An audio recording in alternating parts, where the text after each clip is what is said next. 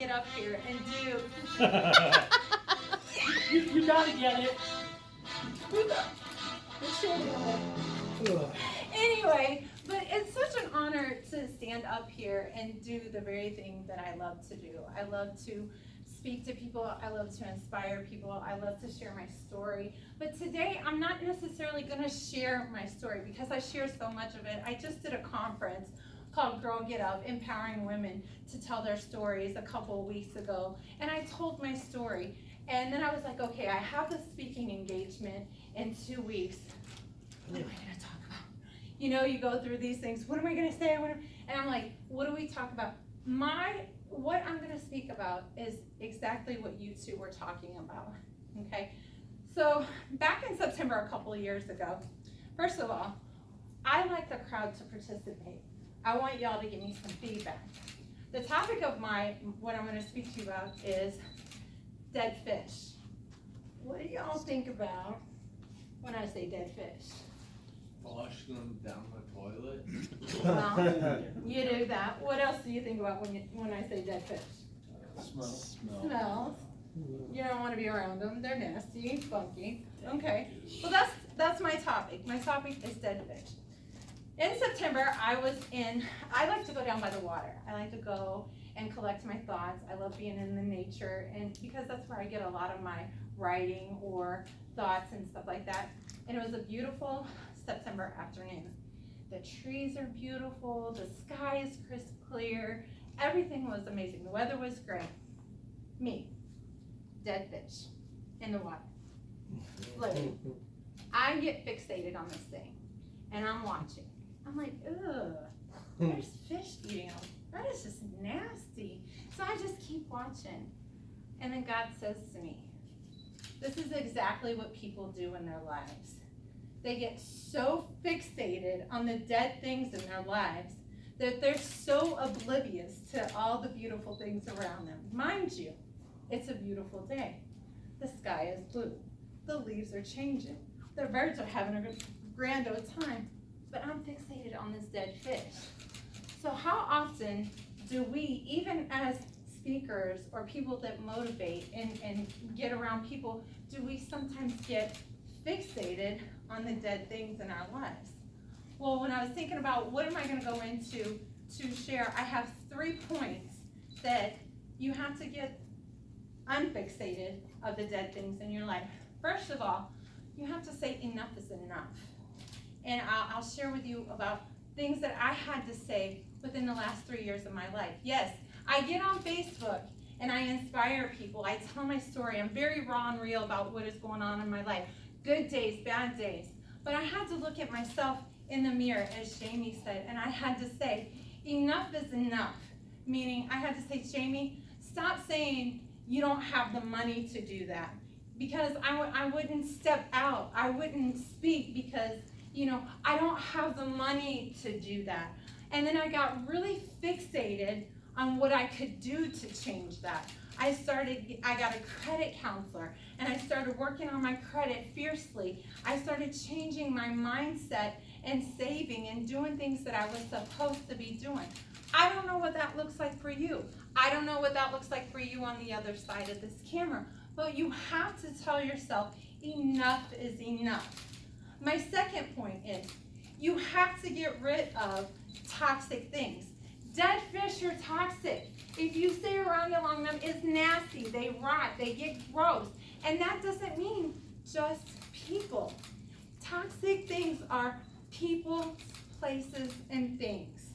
Okay? Example, yesterday, it gave me confirmation. I'm like, yes, thank you for confirming. I'm coming home, going to Peoria. I had a comment on my Facebook. Well, that's nothing to brag about. Peoria is a hellhole. Well, to you, it may be a hellhole. That's a choice. You choose to stay there. I chose to get up and get out. It's what you make of it. If it's toxic for you, you are the only one that can decide whether you stay in it or you get out of it. Relationships, money, anything. If it's toxic, you have to get rid of it. I'm not staying next to a dead toxic fish. Y'all gonna stay next to a toxic fish? I'm not. My last point is enjoy the scenery. We have to enjoy the scenery. We have to enjoy the journey. We will have good, bad, and ugly. You know, this journey has not been easy. One thing I shared this with Greg. 4 years ago, God said, step out and use what you got. I had my phone in my mouth, and I started getting on there. I did a 2-minute live video on Romans 8:28, and I had like 1,000 views in 3 days on that. And that's where my journey with speaking started. You know, I just started saying, you know, I'd get on there and I would say, well, I'm having a good day, I'm having a bad day, or this, you know, and I also wrote a book called Diamond in the Rough. I'm very transparent in that book about my life, you know, because people think when you give your life to the Lord that it's a bed of roses. It's not. It was a roller coaster. I still struggled with alcohol. I went through a divorce. I'm a single mama. I had all these things. I had a man get up and 4 years ago walk out of my life. And so I still had things happen, but how do you get up from that? You have to say enough is enough, get rid of toxic people, and enjoy the journey. And one thing that I love that Jamie and Jeff said is being grateful. I don't think I would be the person that I am had I not get up. If I did not get up every single day and say, thank you, God, for my kids. Thank you, God, for my health. Thank you, God, for my job. Thank you. I just thank him. I do 10 to 20 thank yous a day before I even put my feet on the floor. Because being grateful will take you leaps and bounds. Then I think that's far greater than anything you will ever do, is being grateful. Grateful people go really, really far. Being humble will take you being very, very far. And for me, treating people like they're people, it doesn't matter. I don't care if you're the janitor. One of the things I teach my daughter, I don't care if you're the janitor scrubbing floors or you're the president of the United States. I tell her, you treat people the same wherever you go. You treat them with kindness. You open the door. You treat people how you want to be treated, you know? And so my message to you and to you watching is get rid of the dead fish in your life. It's your life. It's nobody else's fault. And you got to stop blaming people for you not being where you want to be, because I'm not one to blame people, but sometimes I will go into this self-pity stuff. Well, why am I not where I want to be? Why am I not? And then I have to look at myself in the mirror and say, self, come here, self. We got to have a conversation. And I have to say, self, get it together, because it's me. I'm the problem. It's not my kids. It's not my job. It's not my boss. It's me. I'm responsible for Jamie. I'm responsible for how I respond. I'm not responsible for everything, the bad things that happen, or some of the toxic things, but I am responsible how I respond and how I give back to people. So that is pretty much all I got. It's wrapped up in less than 25 minutes, but I really think it's important that we get rid of toxic things in our life.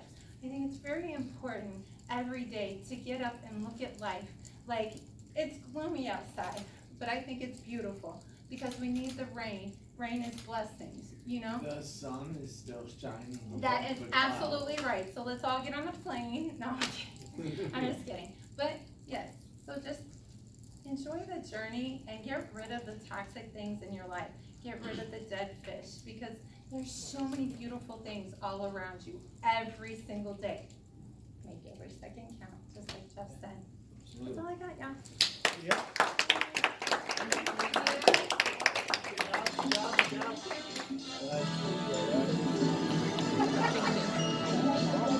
Hey, come on, Rob. All right. So again, that's my daughter's dance back there. So again, another great story, great testimonies, great things to share, great things to take home. And I hope some of you guys are taking notes, whether they're written or whether they're mental. You know,